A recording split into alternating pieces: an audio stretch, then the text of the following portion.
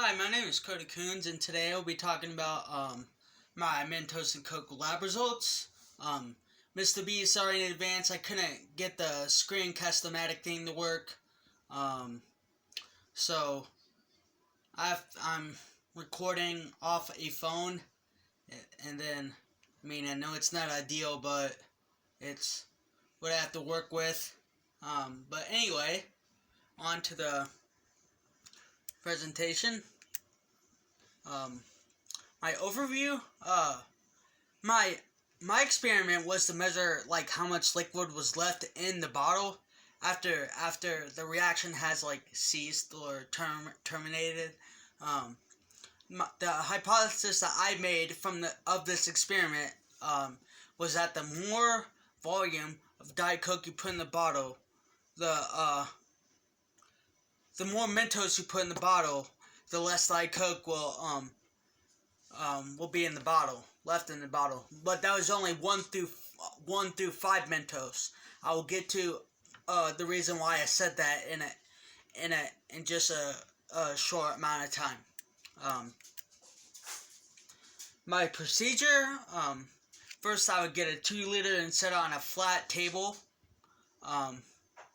Then I would get a medicine bottle and put the designated amount of Mentos in the medicine bottle.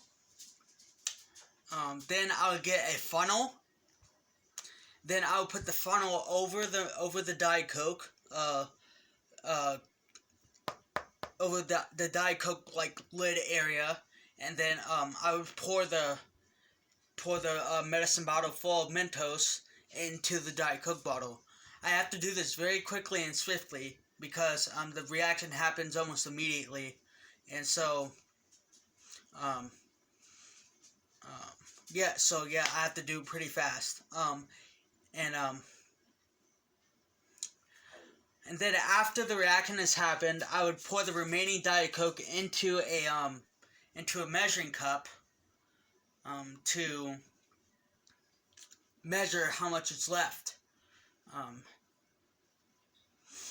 And here is a video of me demonstrating this experiment.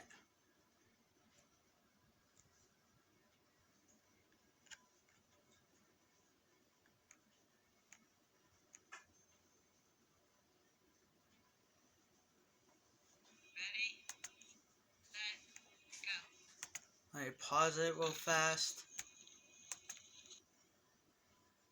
and restart so you can get a review.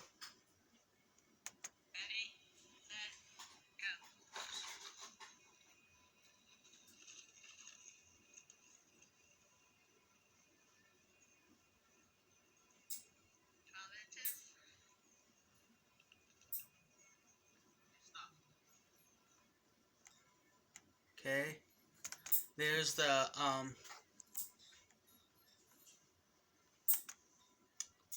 video. Now on to my results. My results in this table, as you can see, are the actual results for the number of Mentos, for each trial for each number of Mentos. And it shows the average of them all and the standard deviation of all. And all of my measurements are, the unit is milliliters. I'm sorry for not putting it in there, but all the units is milliliters.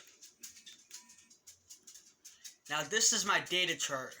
This data chart shows the average amount of liquid that was left in the Diet Coke bottle to the number of Mentos.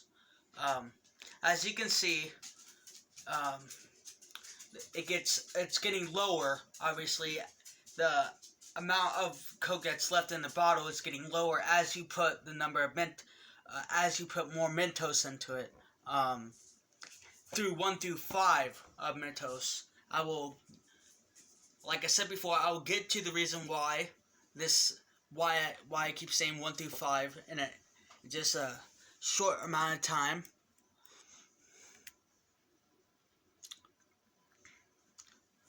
Now for my data analysis. The findings that I found for this experiment is that the more Mentos you put in the bottle, the less Diet Coke is left in the 2 liter. Through 1 through 5 Mentos.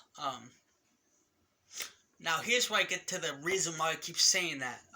According to my graph, my data is accurate but not precise. To better explain this, for one Minto, I got 1500, 1470, 1525, 1510, and 1490 milliliters. And the measurements I got for 5 Mentos are 875, 900, 890, 910, and 891 milliliters. So those are the measurements I got for 1 and 5 Mentos. I had some mistrials that you could assume. I had to reject some trials due to me not moving my hand away from the top of the bottle fast enough, or not all the Mentos getting in. Because one example is that I poured them in and only all but 2 of them went in. So that was a mistrial. And one of them, I didn't pull my hand back fast enough, so we had to do another one for that one. So these show how much of the Diet Coke is left in the 2-liter bottles from 5. Obviously, the amount of liquid left for 5 Mentos is less than 1 Mentos. And like I said before, some of the sources of air that I could possibly have are not on the Mentos going into the bottle before the reaction happens. Not waiting for the Diet Coke to stop reacting before I pour them into the measuring cup.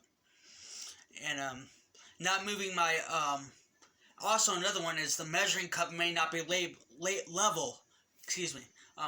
I made sure to put it on a level surface before I measured it, but even my level surface could not have been...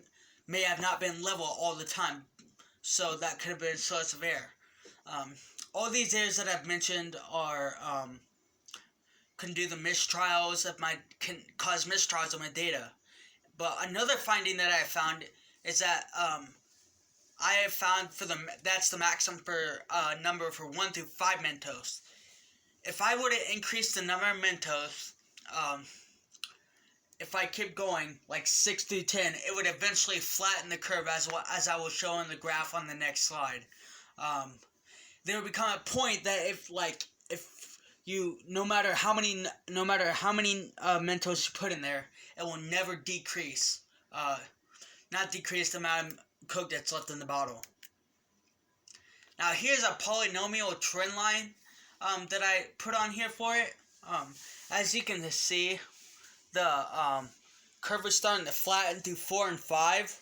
So I would guess around 7 or 8 Mentos, it's when you would start seeing it to flatten out.